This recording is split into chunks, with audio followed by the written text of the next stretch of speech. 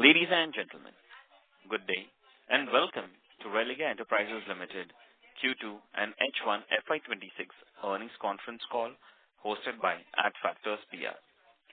As a reminder, all participant lines will be in the listen-only mode and there will be an opportunity for you to ask questions after the presentation concludes. Should you need assistance during this conference call, please signal an operator by pressing star then 0 on your touchtone phone. Please note that this conference is being recorded. I now hand the conference over to Ms. Mansi Bodas from Adfactors PR. Thank you and over to you, ma'am. Thank you, Neerav. Good evening, everyone, and thank you for joining us today to discuss Q2 and H1 FY26 business performance. We have with us management of Religare and its subsidiaries. Before we proceed with this call, I would like to mention that some of the statements made in this call may be forward-looking in nature and may involve risks and uncertainties. The company also undertakes no obligation to update any forward-looking statements to reflect developments that occur after the statement is made. Documents related to the company's financial performance, including investor presentation, have been uploaded on the stock exchanges and on the company's website. I now hand over the conference call to Mr. Pratul Gupta from Religare Enterprises Limited. Over to you, sir. Thank you, Mansi. I am Pratul Gupta, Chief Financial Officer of Religare Enterprises Limited, and I welcome you all to this earnings call for second quarter of financial year 25-26. This occasion carries a special sense of purpose, not only because it marks our return to this kind of interaction after a long gap, but more importantly, it also signifies a new chapter for Religare. I am joined today by the managements of Religare Enterprises Limited and its subsidiaries, and some of the colleagues who have joined me here in the room include Mr. Babu Rao, Group General Counsel, Mr. Indraneel Chaudhary, Group Chief Human Resource Officer. From our subsidiary Care Health Insurance, we are joined by Shri Ajay Kumar Shah, Chief Business Officer, Manish Dodeja, Chief Operating Officer, and Ambish Jindal, Chief Financial Officer. From Religare Broking Limited, we have Loki Chauhan, Chief Financial Officer, and Mr. Manish Handa, who is the Business Head for Broking Business. From Religare Finvest Limited, we are joined by Mr. Pankaj Sharma, who is the Chief Executive Officer there, and Mr. Prakash Jajani, who is the Chief Financial Officer. From Religare Housing Finance Corporation, we are joined by Rahul Mehrotra, who is the MD and CEO there, and we have Gagan Chhabra, the Chief Financial Officer.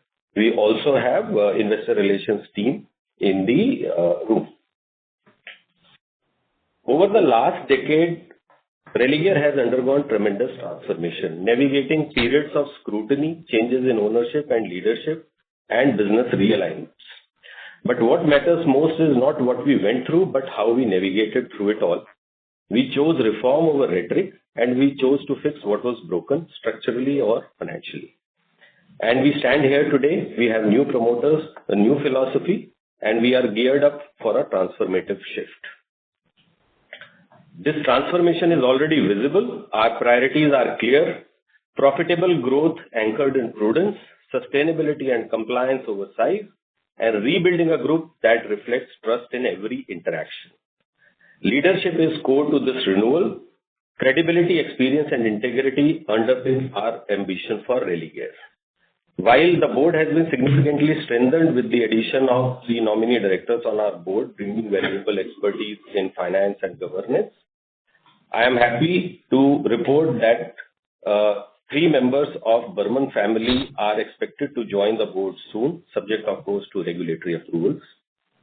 This expanded board composition combines independent professional judgment with the promoter group's long-term strategic vision and deep understanding of building enduring institutions. Beyond the board, the company is also actively working towards enhancing its leadership across key functions with seasoned professionals who bring proven track records in their own fields. With this introduction, now I'll start with my presentation, which is already before you. I encourage the participants to download the presentation in case they have not, which has been uploaded on the bourses and also on our website.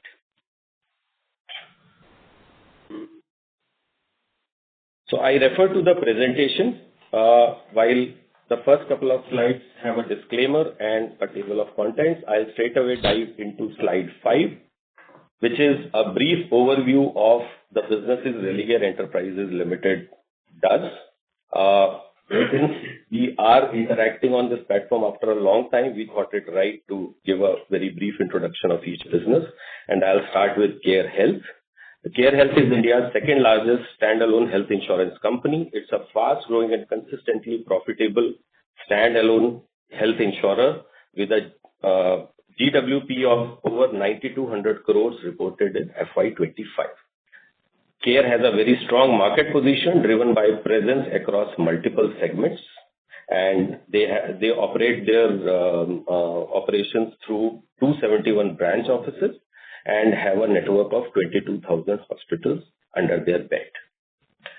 The broking business is a full non-bank broker with presence in over 400 cities and digitally led client acquisition. Multi-channel servicing is the key for us via branches, partners, digital and centralized servicing desk. In addition, the business also offers e-governance services through a digital platform supported by a nationwide agent network. The business boasts of a total customer base of 12 lakhs with active clients at 2.5 and branches, 68 branches. Religare Finvest Limited, or our SME loan business, is an NBFC with over 15 years of experience in secured SME lending. Currently, the entity is debt-free. All the legacy issues have been resolved, and we have robust financials, and the business is ready to restart. It currently has a CRAR of 197.6% and a net NPA of around 1%. The housing finance business, which is a subsidiary of Religare Finvest Limited, is focused on affordable and mid-income housing in smaller towns and cities. Currently boasts of an AUM of 245 odd crores and are serving 3,200 customers currently with presence across 8 states. To our mind, a strong promoter group, massive addressable opportunity, the financial strength of the company, together with experienced team and a very robust corporate governance system being established, REL is now well poised to be a very robust financial services platform. Just to remind the audience, the group structure is available on slide 6. Religare Enterprises Limited is the listed holdco and holds 63.2% share in Care Health Insurance, which is our leading business, followed by Religare Broking Limited, which is a wholly owned subsidiary, and Religare Finvest Limited, again a wholly owned subsidiary, and Religare Finvest in turn holds 87.5% in Religare Housing Finance. Without getting too much into the past, I think the way to look at our journey is the future. I'll just give a very brief synopsis of the key milestones which have been covered since the time change of control happened at Religare Enterprises Limited in February 2025, with Burman Group being designated as promoters of REL post the successful completion of open offer, which was initiated in September 2023. In July 2025, the board of REL was reconstituted with the induction of directors representing the promoters after regulators' approval.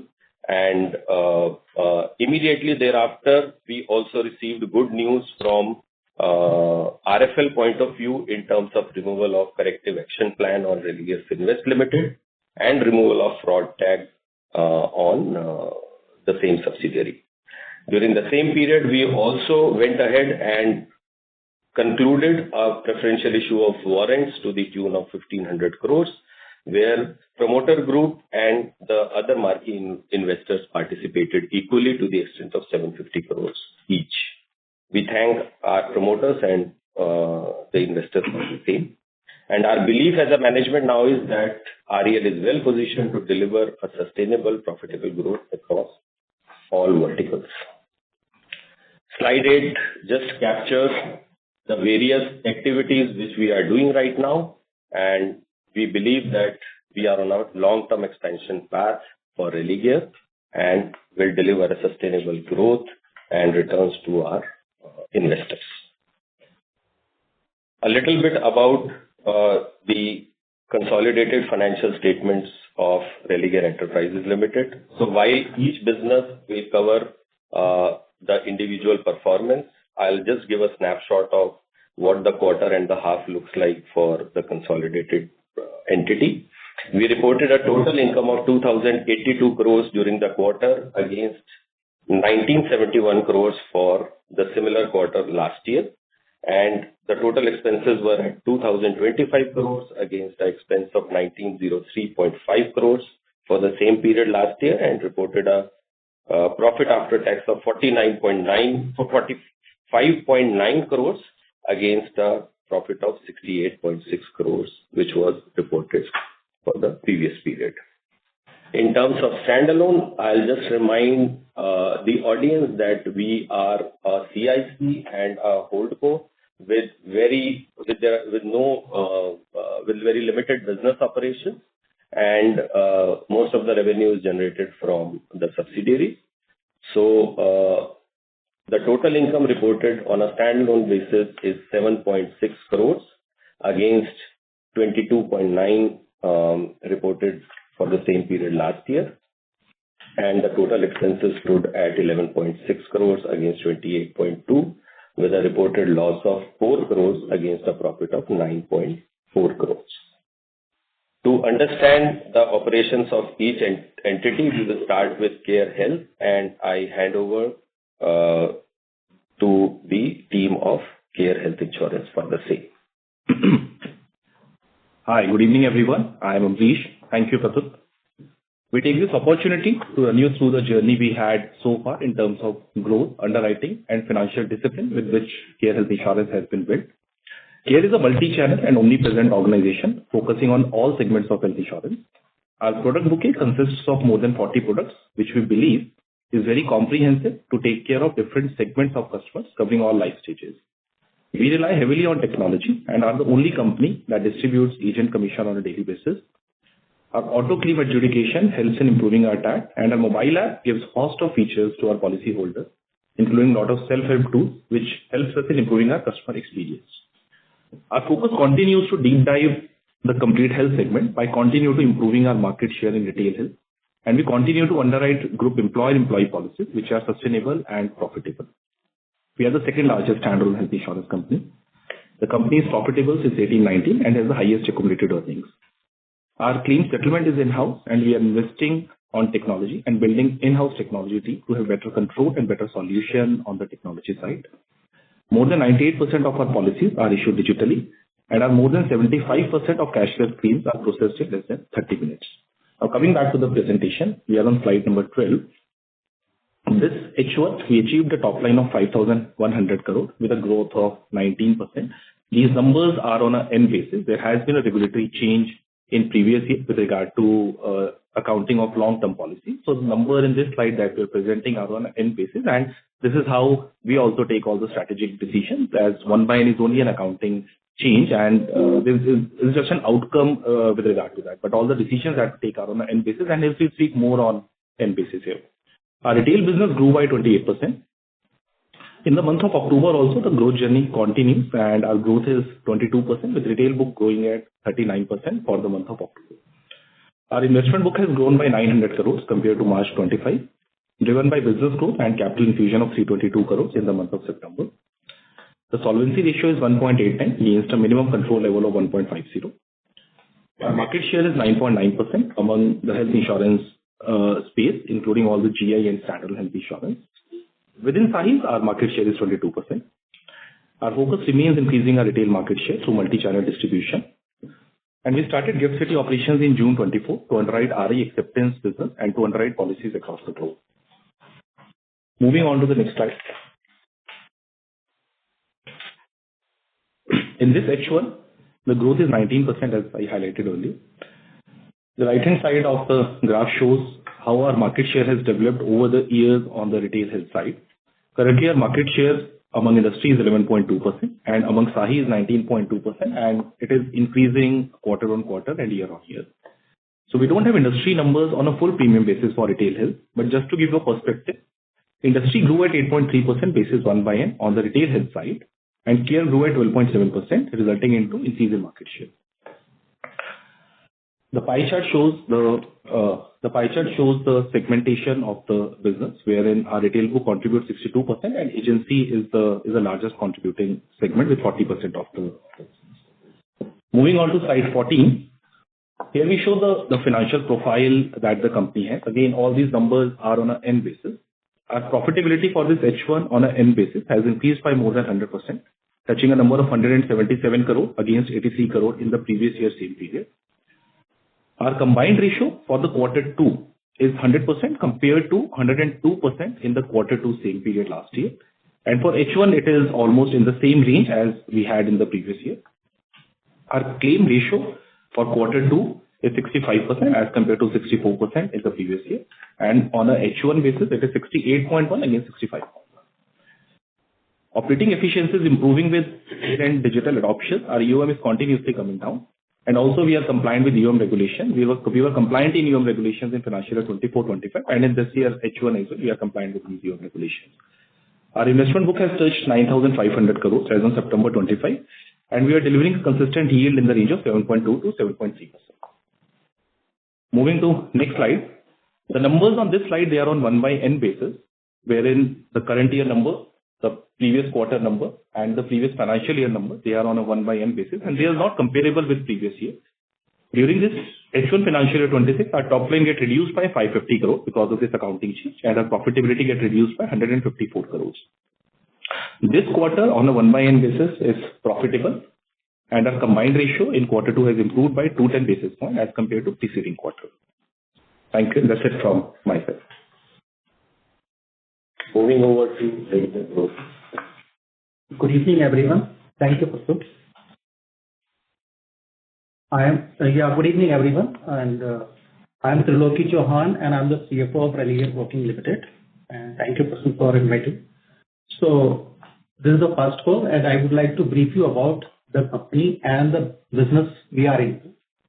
Religare Broking Limited is a wholly owned subsidiary of Religare Enterprises Limited, and is one of the India's leading retail-focused broking platform with a legacy of over 3 decades.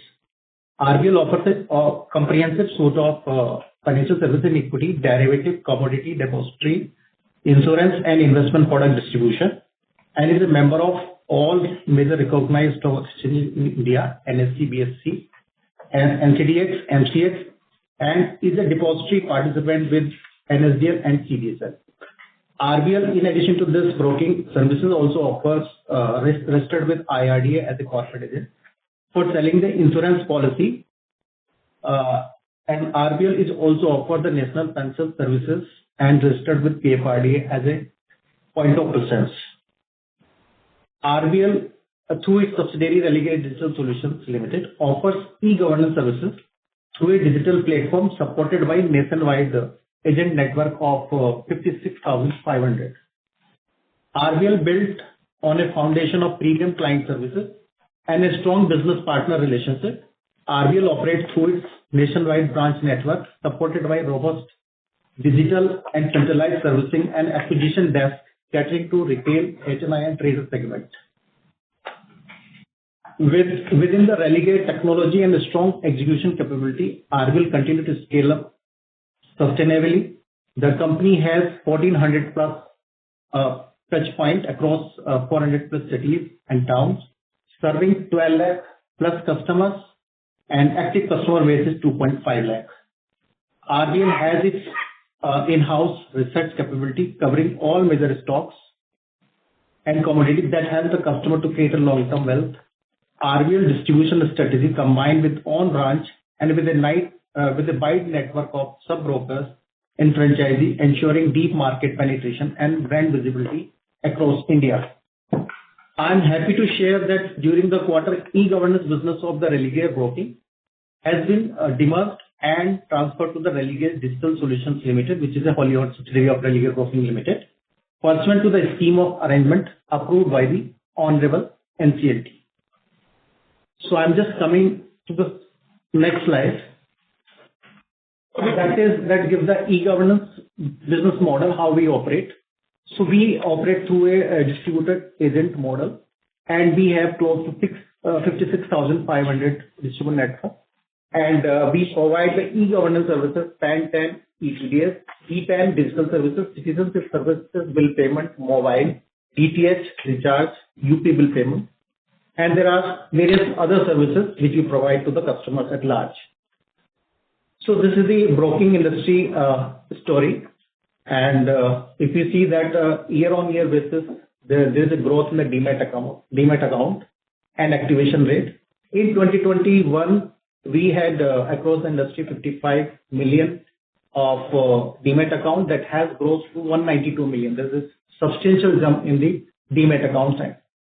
And if we see that the graph is there, the activation rate, 34% was in 2021.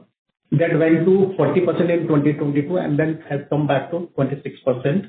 And 22, it has high because of the COVID. During the COVID, the multiple demat accounts were opened.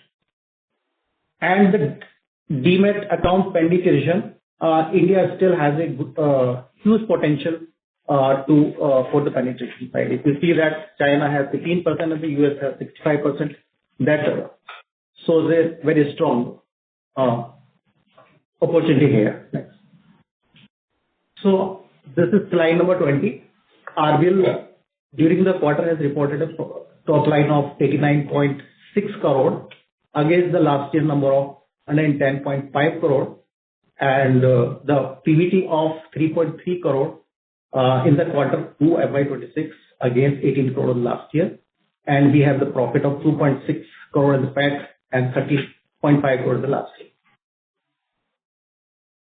So I'm happy to share one more thing that during the quarter that our interest income has grown because our client debit book has grown substantially 40% on a half yearly basis, and we got additional margin line from the bank and this is also which was not there earlier. Thank you. Religare Finvest Limited. Thanks, Pratul. Good evening, everyone. I am Pankaj Sharma, the Chief Executive Officer of RFL. As a brief introduction to the company, RFL is a non-banking finance company which is non-deposit taking and systemically important. And as per the latest scale-based regulation of RBI, we are categorized as the middle layer. The company has faced a lot of legacy issues because of the misappropriation and siphoning of funds from the erstwhile promoters, because of which RBI had put us under cap in January 2018. And all the lenders to RFL had also put us as a fraud entity in 2020. Suffice it to say that based on all the corrective actions taken on the governance and other fronts, the company has taken care of all the legacy issues quite conclusively.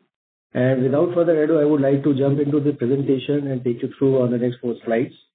I'm on slide 22, in which RFL now has a core book of SME, which is now reduced substantially to about 95 odd crores.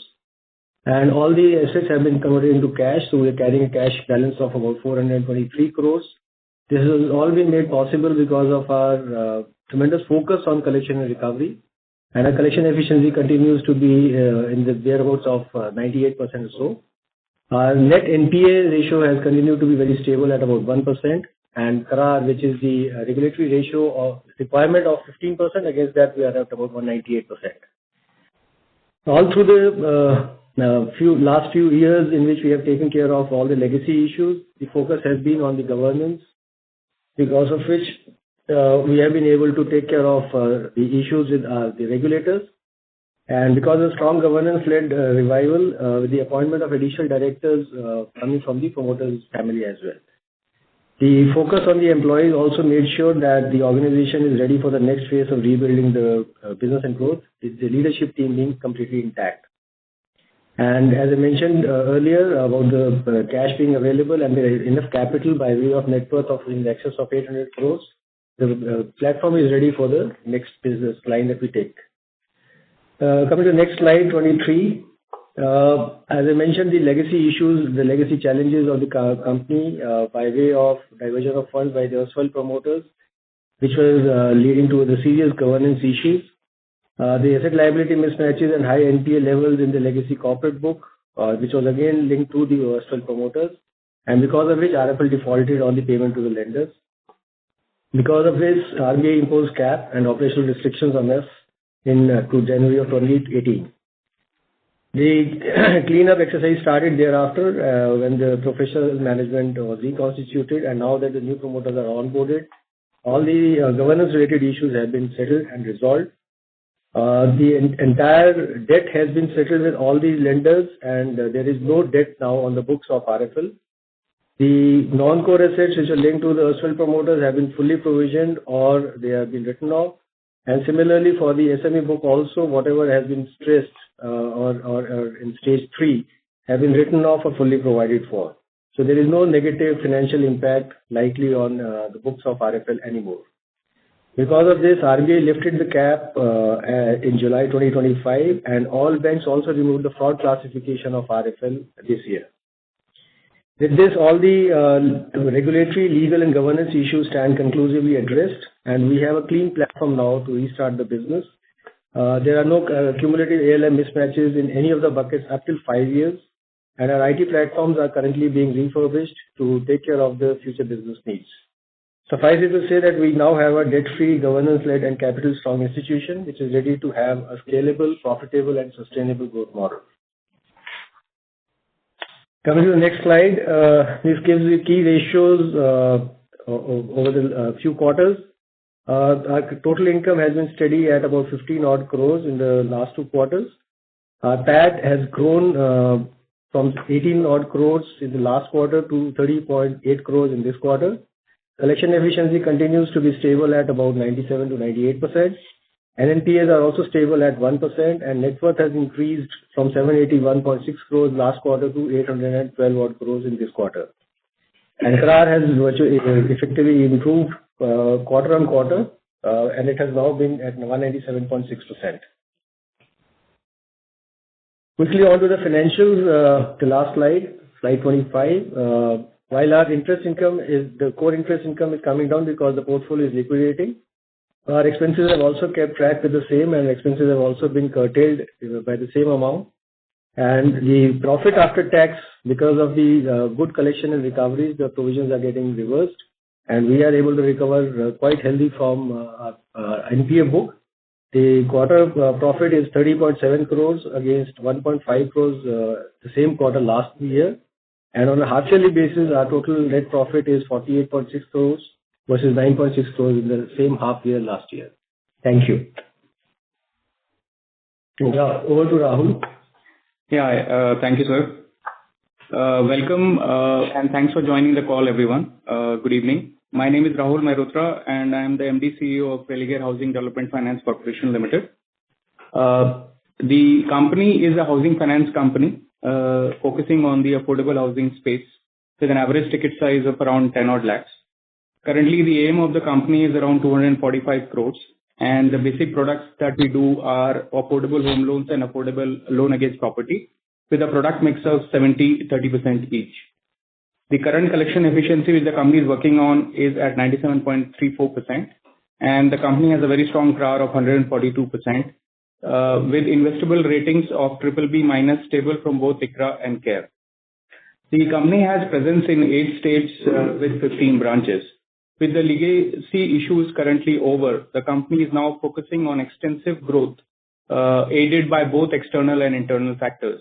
Externally, there are strong structural growth drivers which are driving the affordable housing market, which is growing at around 13 to 14% CAGR. Internally, the company has been focusing on building co-lending partnerships along with a stable and quality portfolio and experienced management team. We are currently into an IT transformation mode where the current LOS and LMS is being upgraded to ensure that we are able to give a wow factor to our customers.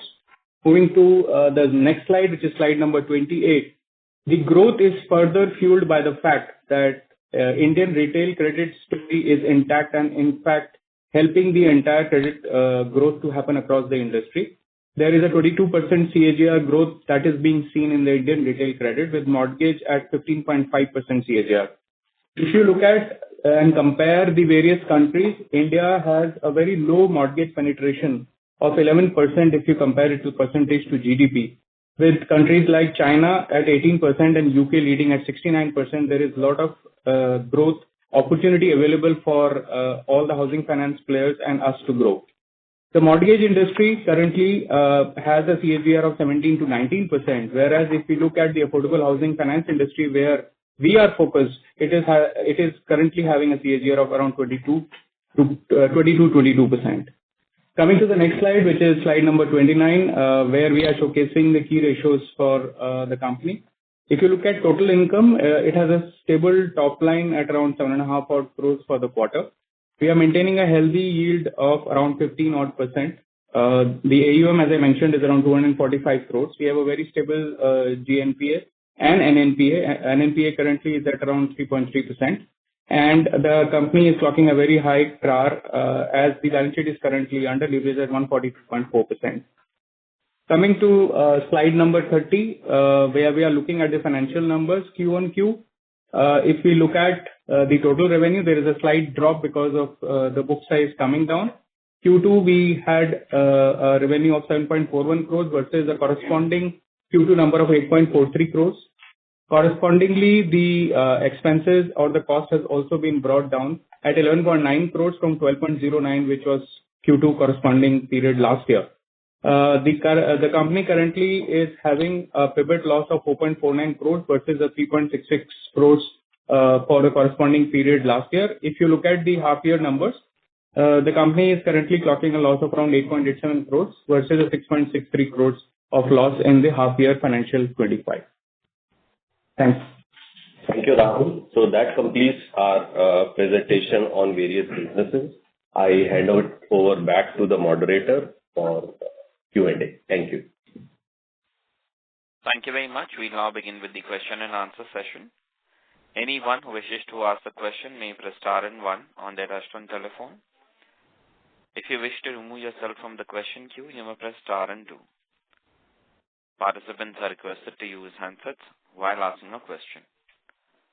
Ladies and gentlemen, we will wait for a moment while the question queue assembles. Participants, you may press star and one to ask a question.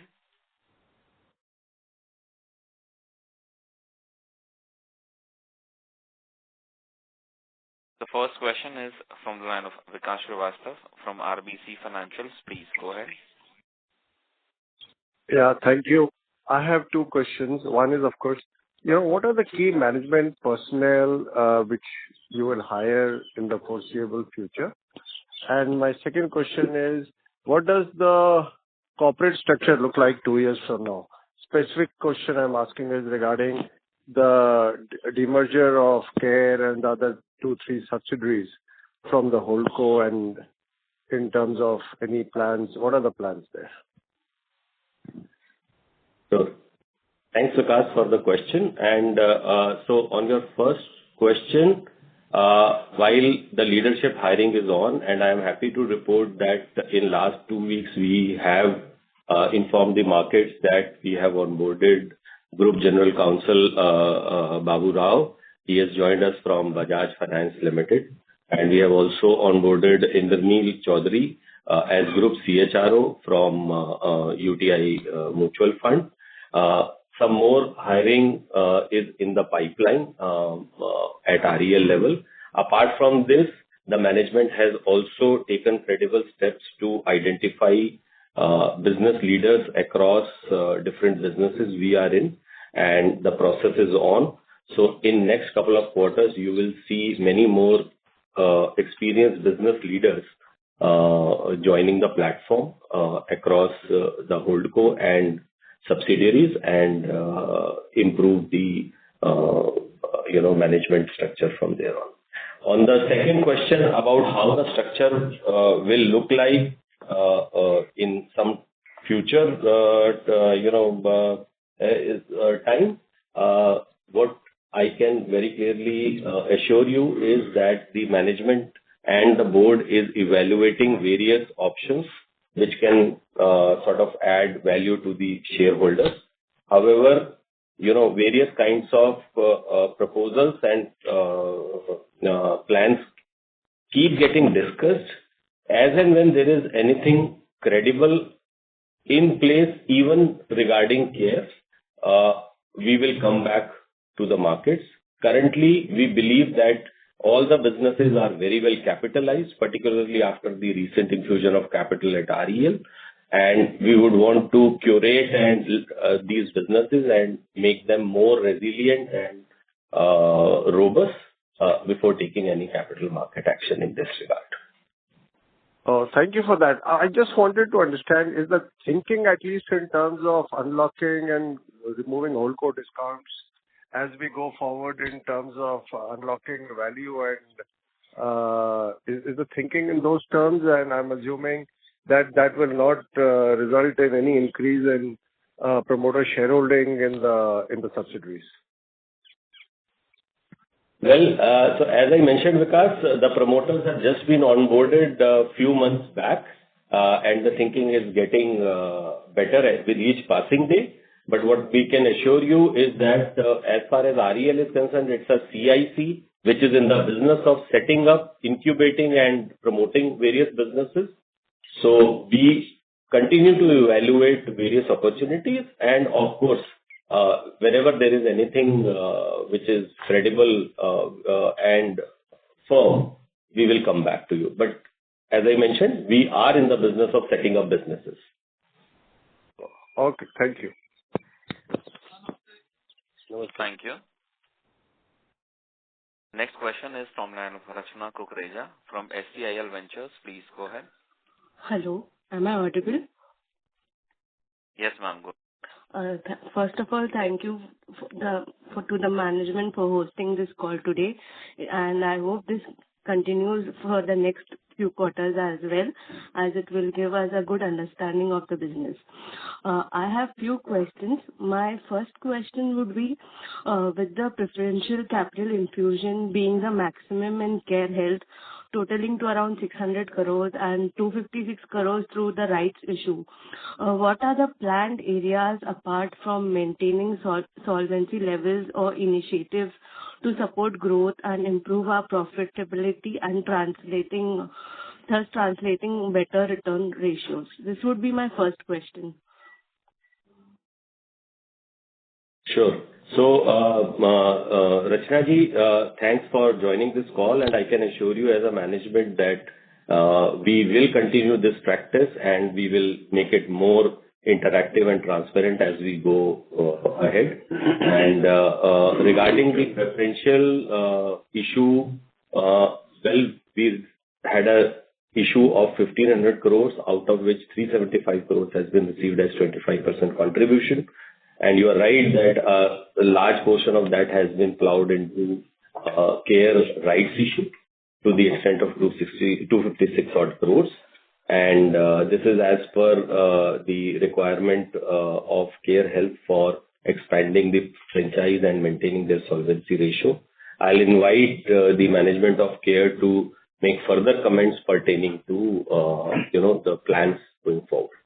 Hi, Rachna. I'm Amrish from Care Health Insurance team.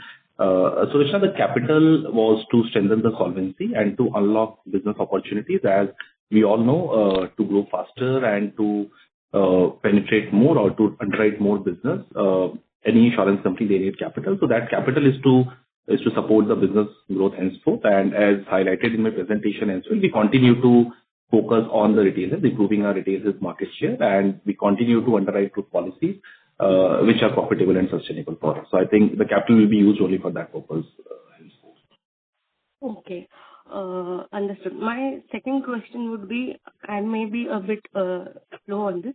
What is the current status of the IRDAI order, to cancel the ESOPs issued by Care Health Insurance to the former chairperson? If you could, provide an update on the same. So, Rachna ji, the matter is actually, right now under is sub judice, and as per the regulatory order and the court order, the steps to be taken by Care Health have already been taken, including IRDI order, SAT order, and others. And we now sort of await for legal structure to instruct us further for any other steps. Okay, one last question. Our net incurred claims has been lower compared to other SAHI players, but in the recent years, it has stayed between the range of 65% to 70% versus between FY19 to FY21, where the claims ratio has settled in the range of 55 to 60%. So, what led to this sudden increases in claim ratio apart from rising medical inflation? Have we changed our approach in underwriting? And with the scale up and diversification underway, what factors will drive the expected normalization in our claims ratio? So, Rachna, again, Amrish from Care Health team. So our claim ratio last year in quarter one, it went little upwards because of heat wave claims and increase in vector-borne claims as well.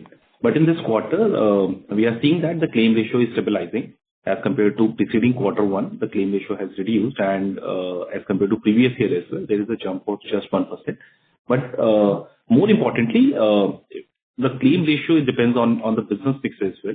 When we look at our combined ratio, so this quarter two, our combined ratio has reduced by 2%. So we have taken a lot of steps in the past 8 to 10 months with regard to price correction, with regard to networking discount, and with regard to various other factors. And those have started yielding results to us as well. So our claim ratios are in the range of the pricing assumptions that we take.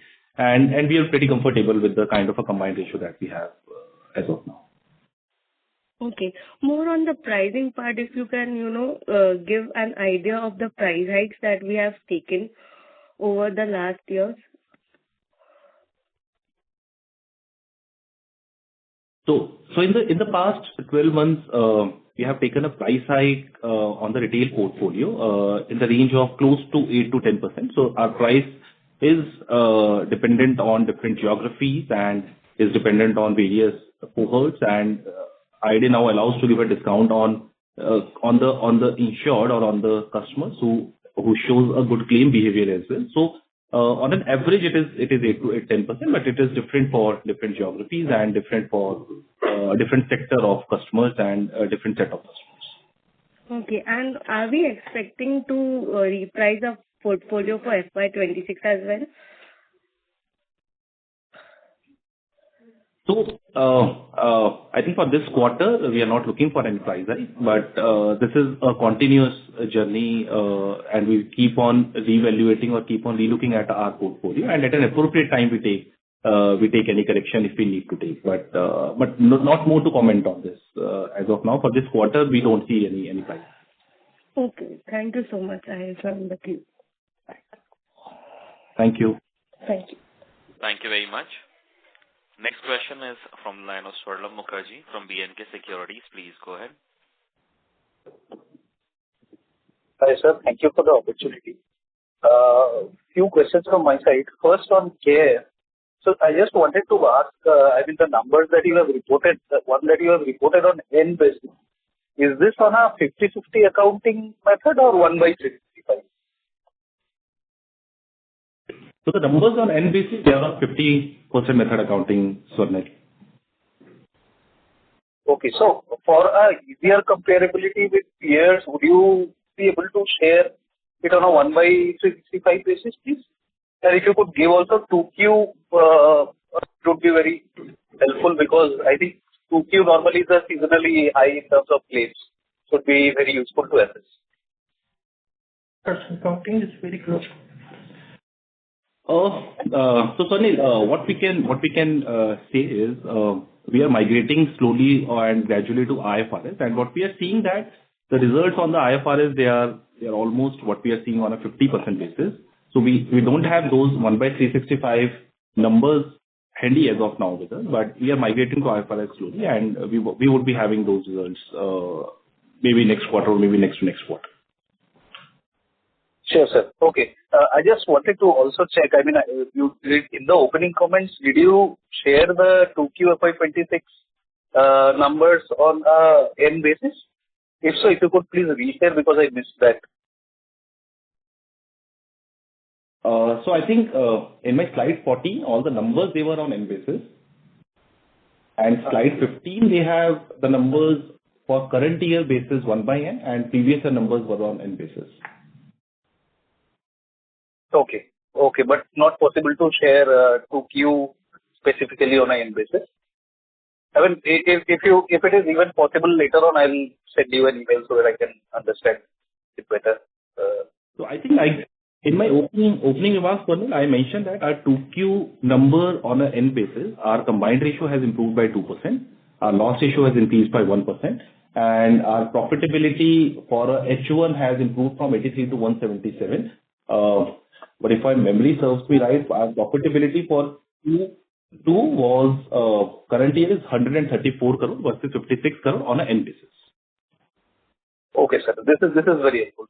Sir, secondly, I just wanted to understand that on the loss ratio front, what is the quantum of impact we are seeing on the group health side versus retail health? So is it possible to kind of give some color on how our group portfolio is performing and how our retail is doing? And within group, if you could help us understand how much is group indemnity and how much would be the benefit products? So certainly, as I mentioned in my opening remarks as well, on the group side, so we understand that the loss ratios are a little on a higher side, but they come with a lower OpEx. So on a combined basis, we always check on the group side that on a combined basis, they should be profitable and sustainable for us. Retail, as you rightly mentioned, the loss ratio increases with the vintage and the initial and with a different OpEx as compared to group. But we look both the businesses looking at the combined ratio. On the combined ratio, both the business should make sense for us, and this is how we have been driving business over the years. Okay, sir, got it. If I may squeeze in a couple of more questions. So one thing I wanted to understand was that your product strategy in terms of the longer term products have taken up in the industry. I think a lot of players have kind of started seeing sizable share of their business coming from that. So what are you seeing, and broadly, what would be your product strategy and overall customer strata, if you can talk about, how much from, say, metros and tier 1, tier 2, and how would you do differently price them across geographies? What would be your strategy there, if you could give some highlight on that? And also, in the current numbers, if you could give us a broad understanding of how much business is coming from fresh premium and how much coming from renewal, that would be very helpful. So I think certainly that one thing we can confirm that our long-term business remains in the same range almost that we had in the previous years. So on a NOP basis, it's close to 9%, and on a value basis, it would be higher. But the specific nitty-gritties with regard to or dissection of the data that you're asking may not be available in the public domain, and hence we may not like to share that data. But on long-term basis, which was your first question, I'll say that we are in the range as we had to be in the previous year, which is close to 9% on NOP basis.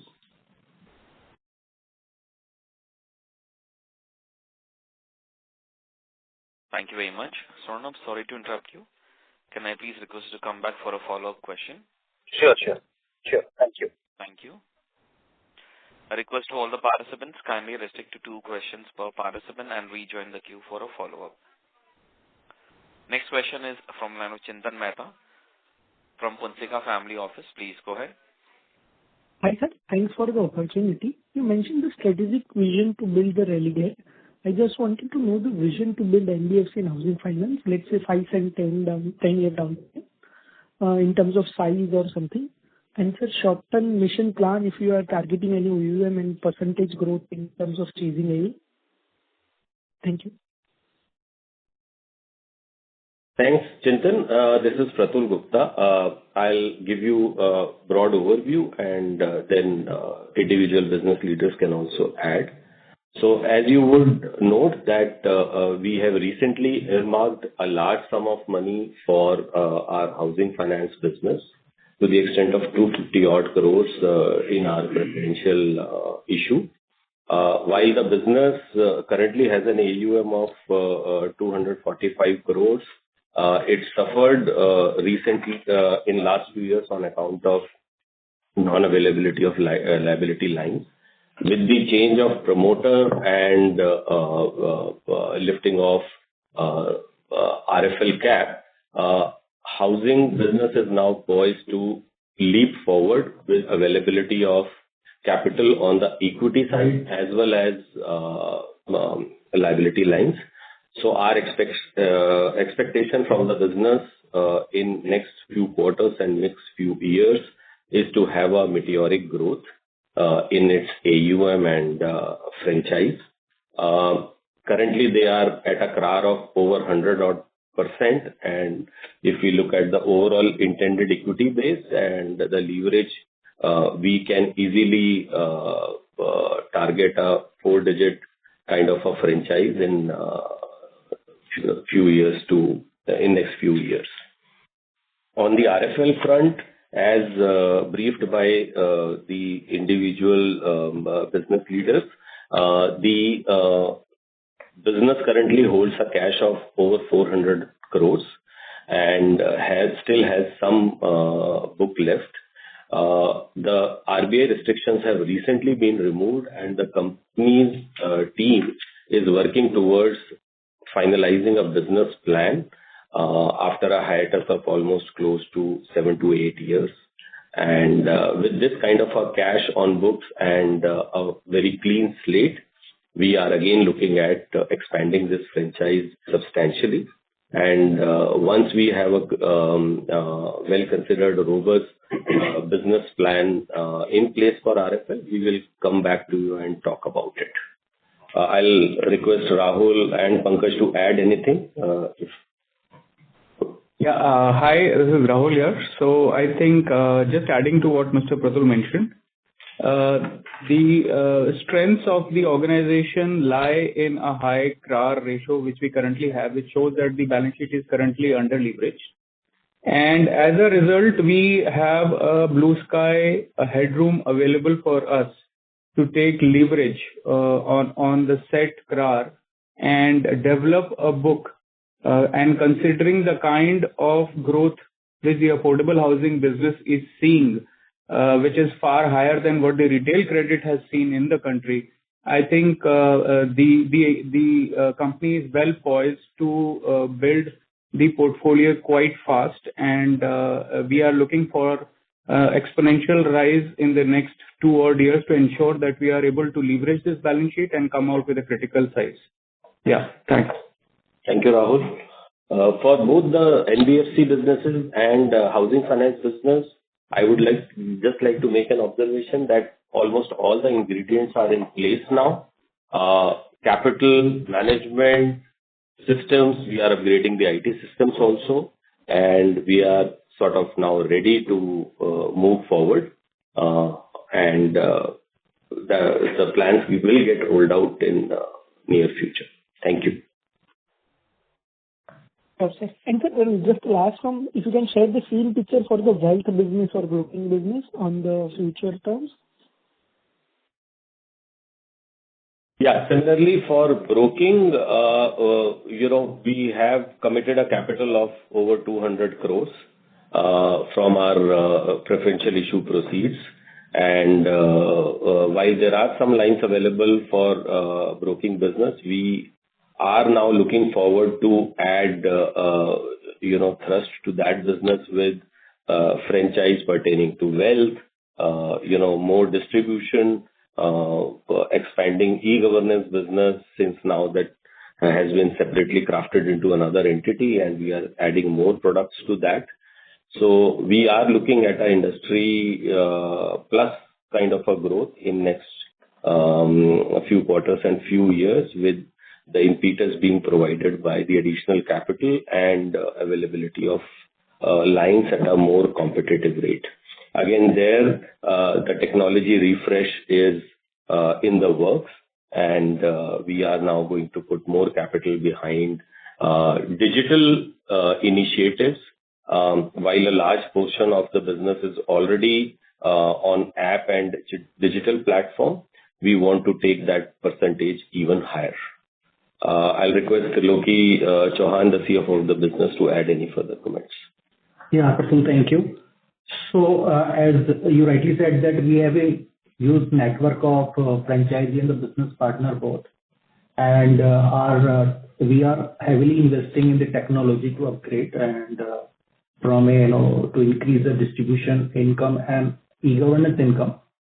That will help us to grow at a faster pace. And of course, the new doors have opened for the strong bank lines and NBFCs for the growth of MTF book. Just the last question from my side, sir. Any update on Lakshmi Vilas Bank 800 crore deposits on case? Thank you so much for the question.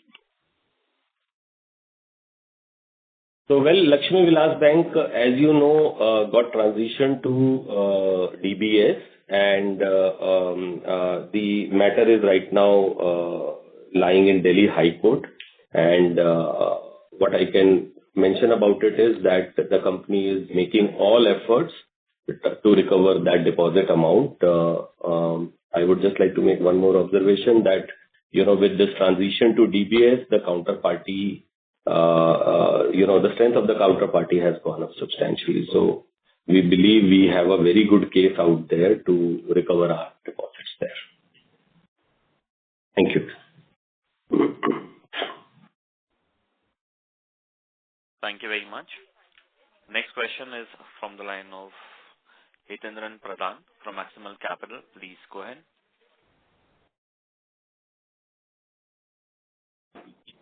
Yes, sir. Hi. Good afternoon, and thank you for giving the opportunity. Am I audible? Hello? Yes. Yes. Yeah.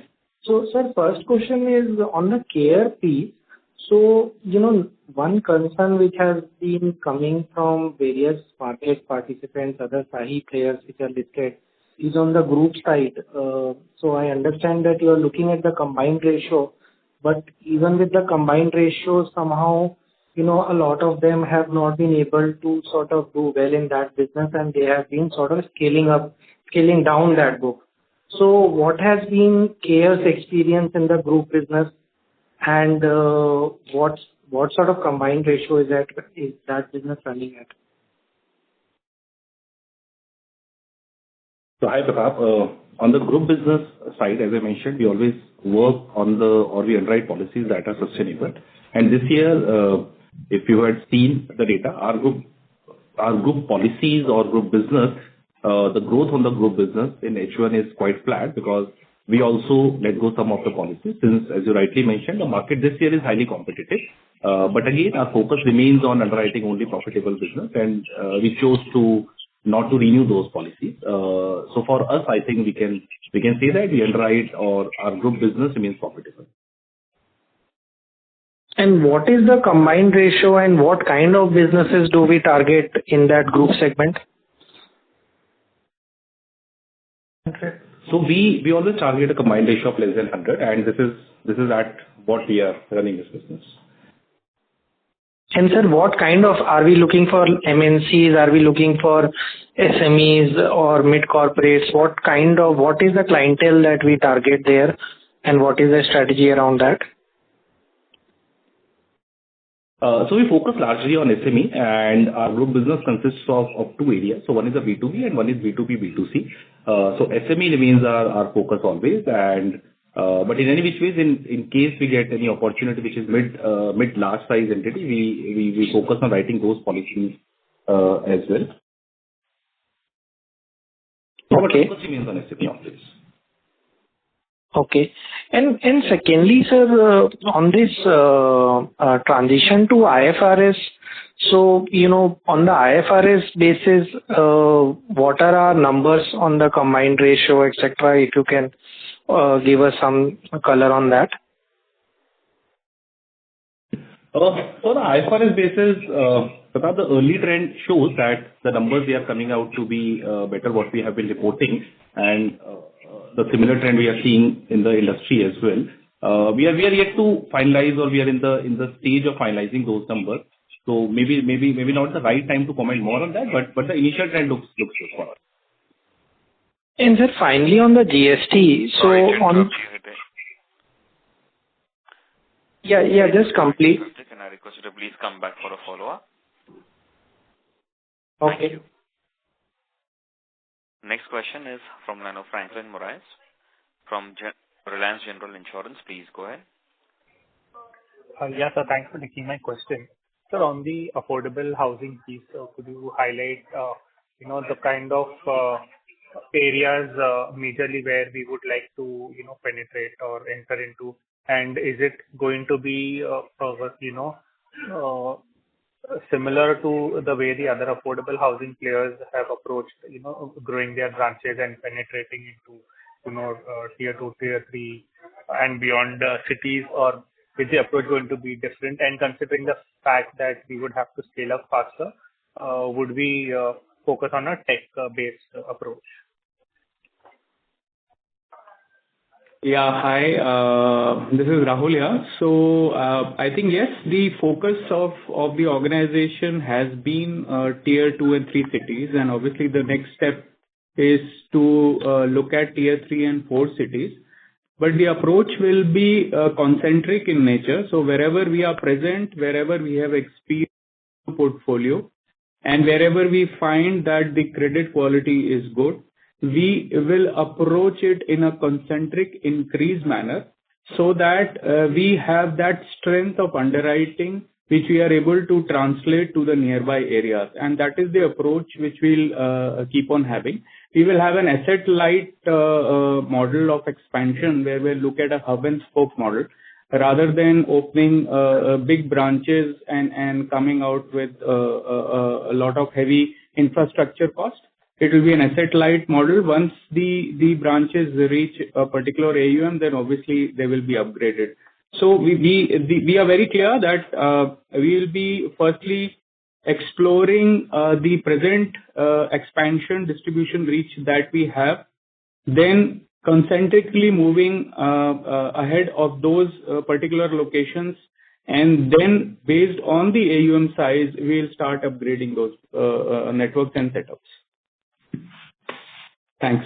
Which are the major regions, states that we would be into?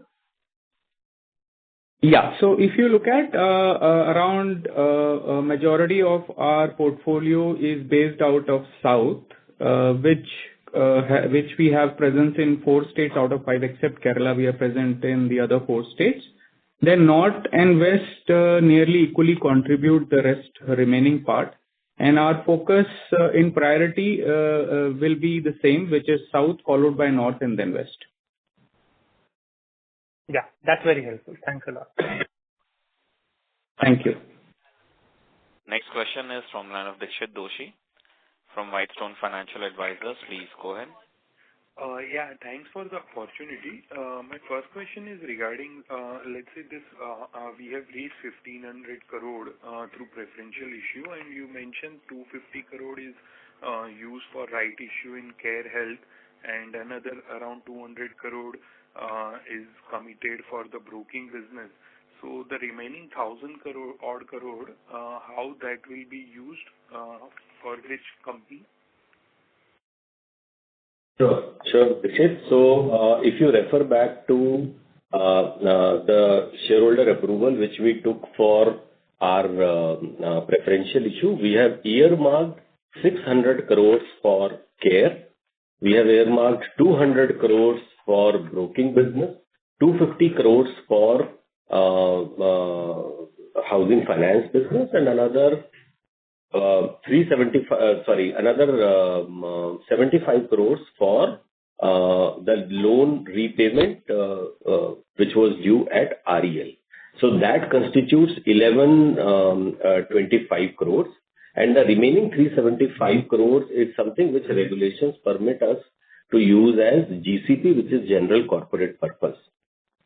So we, since only 25% of the warrant amount has been received, the money was prioritized towards care, and on top of it, REL has already repaid its loan to the tune of 75 crores. So REL today is debt free. In addition, we have given a support of 25 crores to Religare Broking recently and another 20 crores to Housing Finance. And that more or less completely consumes the 375 crores which we received. Now, the remaining conversion is due to happen in next 17 odd months because the issuance happened in September 2025. And as per the plan which I just rolled out before you, we will continue to invest money across various subsidiaries. As far as general corporate purpose, a portion of 375 crores is concerned, that will get utilized for, increasing the pace of growth in any of the subsidiaries as deemed fit at that point in time. Okay. And as we stand today... Thank you, and sorry to interrupt you, Dikshit. Can I please request you to come back for a follow-up question? Okay. Thank you. Next follow-up question is from the line of Rachna Kukreja from SCIL Ventures. Please go ahead. Thank you for the opportunity again. My question is an extension of the previous participant. Given that within group business, we were focusing on more on SME. Now, just wanted to understand the business characteristics of SME and retail are same. It's like life covered is low in SME as compared to group. But in SME, if we see the brand stickiness is low and price sensitivity is high. So what are our initiatives to grow this business profitably? And is it fair to assume that the combined ratios for SME business would be slightly higher than retail? And if you could, give some color on the business economics of writing a retail business versus SME. Just a ballpark figure also would, help me understand better.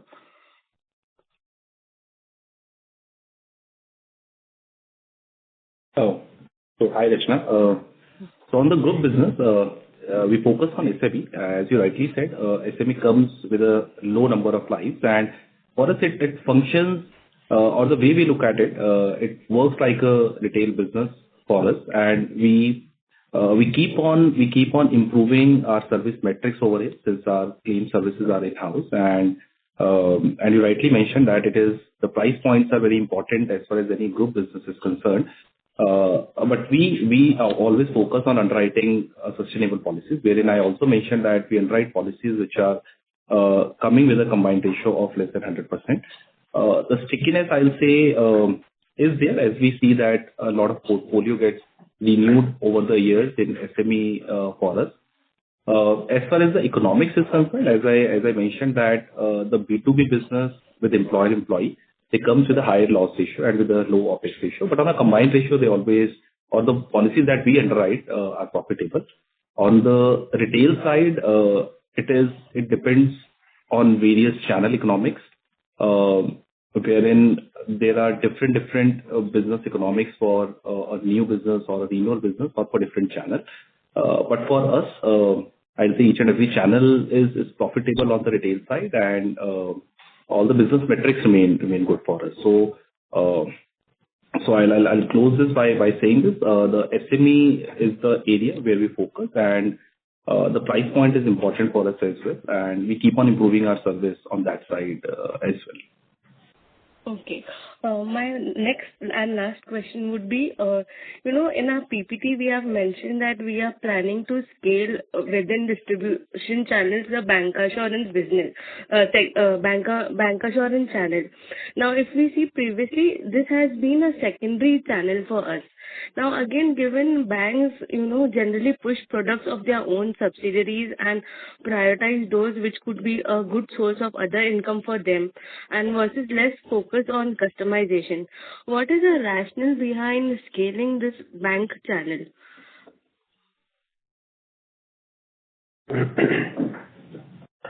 So I think, Risha, on the bank insurance as well, it makes economic sense for us.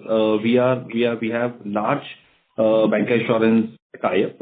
We are deeply penetrated into rural areas as well using the bank insurance channel. And for us, you're rightly saying that there is an attachment product as well, but there is a retail product as well, which is being sourced through these channels. So economically, I think it makes sense for us. And we as an organization, we are a multi-channel organization and an omnipresent organization. So we focus on each and every channel, be it agency, be it bank insurance, and we keep on investing, or we keep on improving our shares across all the channels.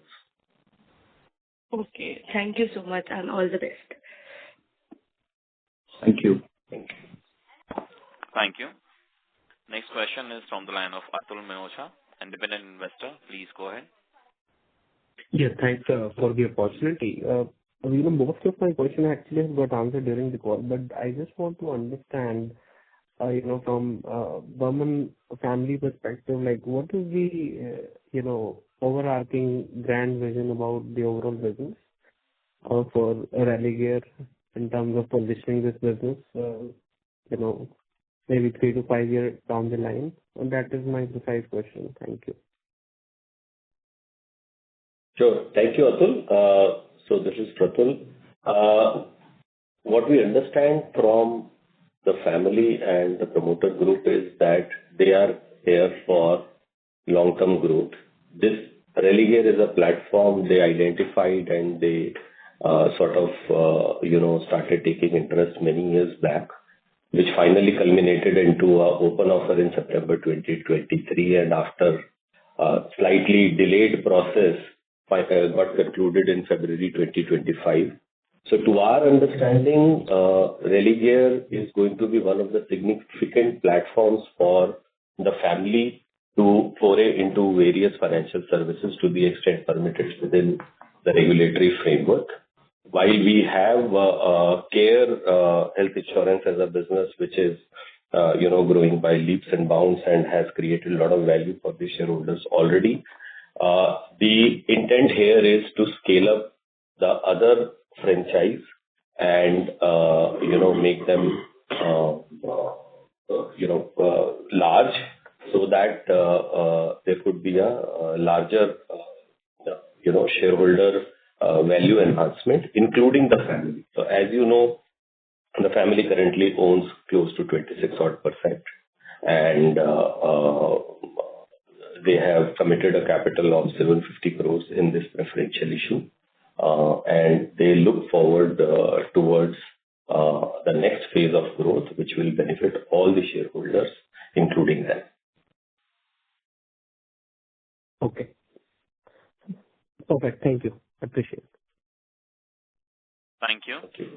Next follow-up question is from Hitendran Pradhan from Maximal Capital. Please. Yeah, sir. Thanks for the follow-up. So on the insurance piece, 2 more questions. One is, with the Hitendran, sorry to interrupt you. Your voice is coming a little feeble. Can you speak through the handset, please? Yes, sir. So basically, on the care health insurance, we also have a third of business coming through the group. So what is our strategy in terms of passing the GST benefits to the customer? I think everyone is passing, but on the expenses side, are you taking any hit on your books, or are you completely passing it on to the distributors?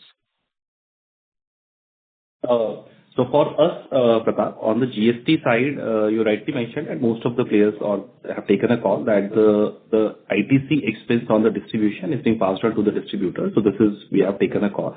We are very mindful of watching the industry, and we are looking at this on a continuous basis. But as of now, we have passed this cost to the distribution. Other than distribution cost, what we feel the kind of a traction we are seeing in improving our business or improving our retail business, that will get offset with the increased business, because the operating leverage will kick in, one. And second, we are seeing that there has been a reduction in GST on pharmacy and life-saving drugs as well. So the back-end cost will get compensated by these 2-3 factors. But on the distribution side, which was the larger cost, has been passed on to the distributors. But sir, given in our case, 1/3 business coming through group, so anyways we had the GST credits with us.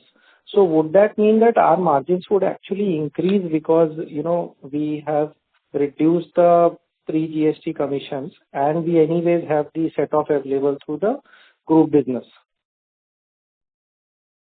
So on the distribution, Pratap, the distribution cost has been reduced only for the retail business and not for the group business. So the economics remain same as far as the distribution side is concerned. But on the other than distribution cost, which is a small cost, there would be offset available, since you rightly mentioned 1/3 of the business. So 1/3 of the offset would be available, but again, the 2/3 of the business would be a cost to us, which will get offset against the benefit which we'll be seeing on the claim side with regard to reduction in GST on pharmacy and life-saving drugs. But I don't see that coming as a positive. I see that as a zero-sum game for us on both the sides.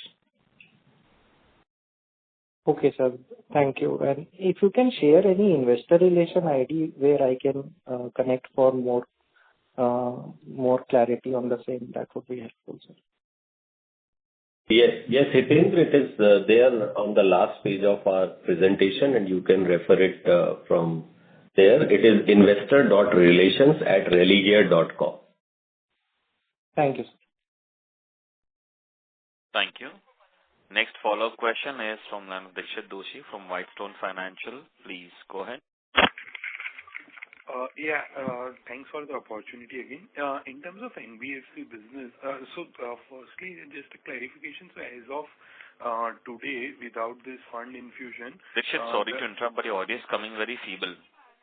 Is it better now? Hello? Slightly. Is it better? Go ahead. Thanks.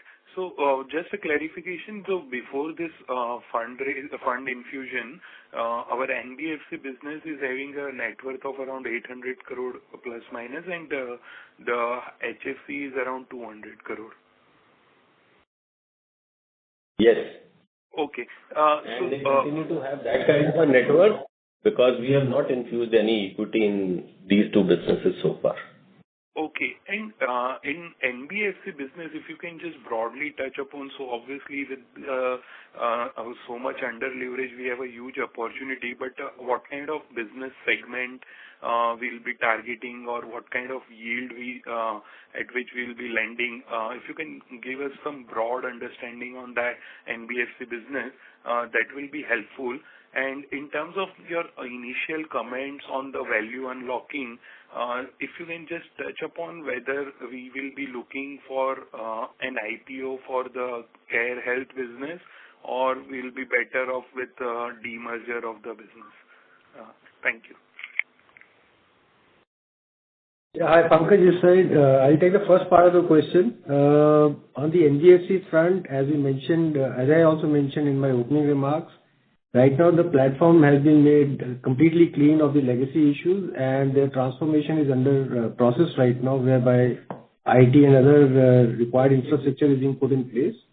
And the board of directors has already just been strengthened by way of the onboarding of the promoter family nominees.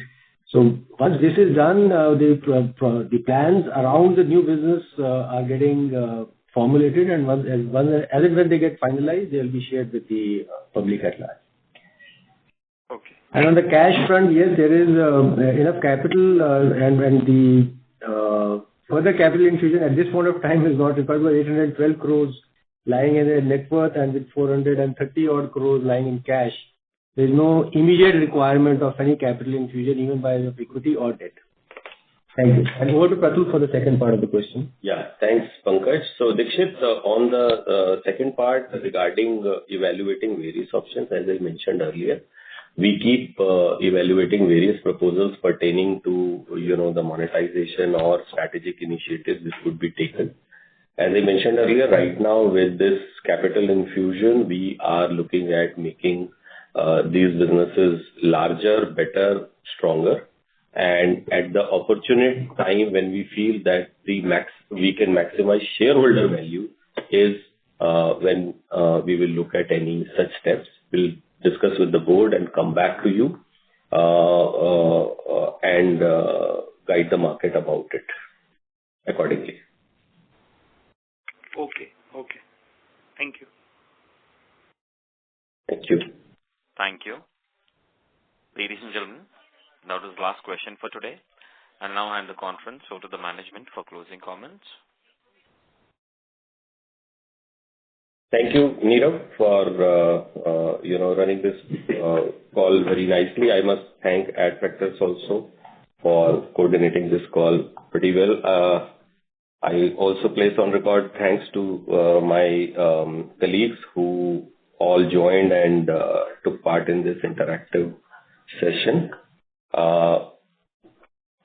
The questions were thoughtful, the engagement was full of interest.